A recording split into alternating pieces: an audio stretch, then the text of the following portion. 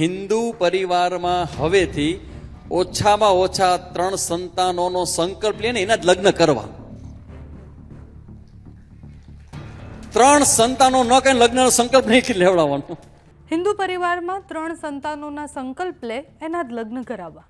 એક બાજુ આપણે વૈચારિક રીતના ક્રાંતિ લાવવાની વાત કરીએ છીએ, સમાજ વ્યવસ્થામાં સુધારાની અને બદલાવની વાત કરીએ છીએ, ટેકનોલોજીમાં ક્રાંતિની વાત કરીએ છીએ, અને પછી છેલ્લે ક્યાં આવીએ આપણે તો નેતા અને સાધુ આ રીતના ભાષણ આપી દે, જાહેર મંચ પરથી આટલા છોકરાઓ પેદા કરવા એવી વાત કરે અને આપણને વિચાર થાય કે આપણે કયા ક્રાંતિની વાત કરીએ છીએ.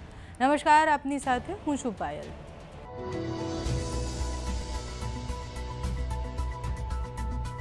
દક્ષિણામૂર્તિ ટ્રસ્ટ સંચાલિત આર્ષ અધ્યયન કેન્દ્ર ભુજ અને અખિલ કચ્છ સમસ્ત હિન્દુ પરિવાર દ્વારા ગીતા જયંતિ મહોત્સવનો ગીતા ગ્રંથ યાત્રાનો પ્રારંભ કરવામાં આવ્યો. આ કાર્યક્રમ દરમિયાન બહુ જ બધા સાધુ સંતો ત્યાં હાજર હતા અને સાધુ સંતોએ એક સંકલ્પ લેવાનો આહવાન કર્યું કે આપણે હિન્દુ ધર્મની રક્ષા કરવાની છે, સનાતન ધર્મની રક્ષા કરવાની છે. આ કાર્યક્રમ દરમિયાન સ્વામી પ્રદીપ્તાનંદ સરસ્વતીએ હિન્દુ પરિવારમાં 3 સંતાનોનો સંકલ્પ લે એના જ લગ્ન કરાવવાના એવી વાત કરી. સ્વામી પ્રદીપ્તાનંદ સરસ્વતીએ કાર્યક્રમ દરમિયાન કહ્યું કે હિન્દુ પરિવારમાં હવેથી ઓછામાં ઓછા 3 સંતાનોનો સંકલ્પ લેવડાવવાનો છે. 3 સંતાનોની ના પાડે એના લગ્ન નહીં જ કરાવવાના. જે લગ્ન માટે રેડી થાય અને 3 સંતાન કરે એવી રીતના સંકલ્પ લેવડાવી અને પછી જ લગ્ન કરાવવાના છે. સાથે જ એમણે બીજી સમાજ વ્યવસ્થાની વાતો કરી, કેમ સમાજમાં લોકો ઓછા થઈ રહ્યા છે, કેમ બાળકો પેદા કરવા માટે લોકો અટકાઈ રહ્યા છે. આ બધી જ વાતો એ જાહેર મંચ પરથી કરવામાં આવી. ગીતા જયંતિનો કાર્યક્રમ અને એમાં 3 બાળકો પેદા કરવાની વાત સ્વામીએ જ્યારે કરી તો બહુ જ બધા લોકો એના ઉપર ઘણી બધી ટીકા ટિપ્પણી પણ કરી રહ્યા છે. પહેલા સ્વામીએ જે કહ્યું કાર્યક્રમ દરમિયાન તે સાંભળીએ. એક સાધુ, એક સંન્યાસી અને બધા વ્યક્તિઓને હાજર રાખીને કહું છું કે હિન્દુ પરિવારમાં હવેથી ઓછામાં ઓછા 3 સંતાનોનો સંકલ્પ લઈને એના જ લગ્ન કરવા. 3 સંતાનો ન કઈ લગ્નનો સંકલ્પ નહીં લેવડાવવાનો. તમને ખબર છે કેવડા મોટા પ્રોબ્લેમમાં હમણાં નરેન્દ્રભાઈ એક જગ્યાએ એની સભામાં વાત કરી હતી કે બાયોગ્રાફી આખી જે ચેન્જ થાય છે આપણી ડેમોગ્રાફી, શું કે શબ્દ વાપરે છે ડેમોગ્રાફી, એટલે એક જગ્યાએ સંખ્યા વધી જાય, એક જગ્યાએ ઘટી જાય, તેનો ઉપાય આપણે બધાએ કરવાનો છે. અને આપણે ગોતી કાઢ્યો છે. આપણો ઉપાય એવો છે કે એક માત્ર શરૂ કરવામાં આવે દરેક હિન્દુ પરિવારની અંદર 3 સંતાન. કેમ કે તમે જો એક જ સંતાન થાય તો એ યુદ્ધ કરવા માટે જશે એ છોકરો કોઈની સેવા કરવા માટે જશે.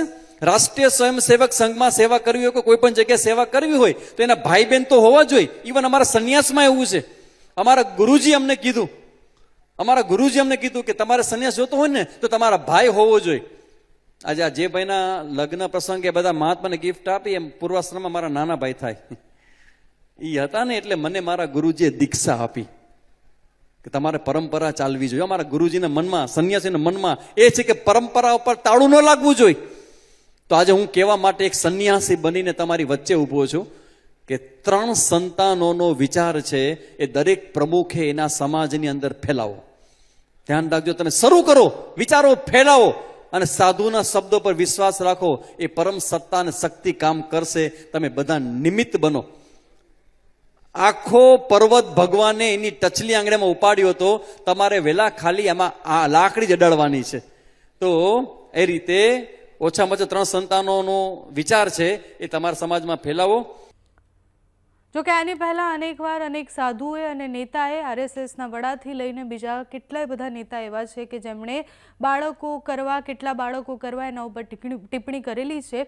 અને આ પહેલી વાર થયેલી કોઈ ટિપ્પણી નથી. એક બાજુ આપણે વસ્તી વધારા અને એનું ટેન્શન કરીએ છીએ કે દેશમાં આટલી બધી વસ્તી છે, ઘણા બધા લોકો હજુ પણ ભૂખ્યા સૂઈ રહે છે, અને જે કુટુંબ વ્યવસ્થાની આપણે વાત કરતા હોઈએ છીએ એના ઉપર પણ ઘણા બધા ચર્ચાઓ અને વિચારણાઓ થઈ રહી છે. ત્યાં બીજી બાજુ સ્વામી કે પછી કોઈ નેતા આવી અને આ રીતના ભાષણ આપે છે, જાહેર મંચ પરથી 3 બાળકો પેદા કરવાની વાત કરે છે, માત્ર ને માત્ર એવું કહીને કે હિન્દુઓ વધારવાના છે, મુસ્લિમો વધારે થઈ ગયા છે, એમની સંખ્યા વધી ગઈ છે અને એટલે બેલેન્સ કરવા માટે આપણે પણ 3 બાળકો પેદા કરવાના છે.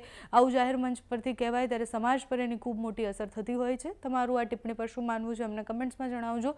અત્યારે આ વિડીયોમાં બસ આટલું જ. જો તમે અમને યુટ્યુબ પર જોઈ રહ્યા હોય તો સબસ્ક્રાઇબ કરજો, ફેસબુક પર જોઈ રહ્યા હોય તો ફોલો કરજો, અમારા વિડીયોને લાઇક અને શેર કરજો.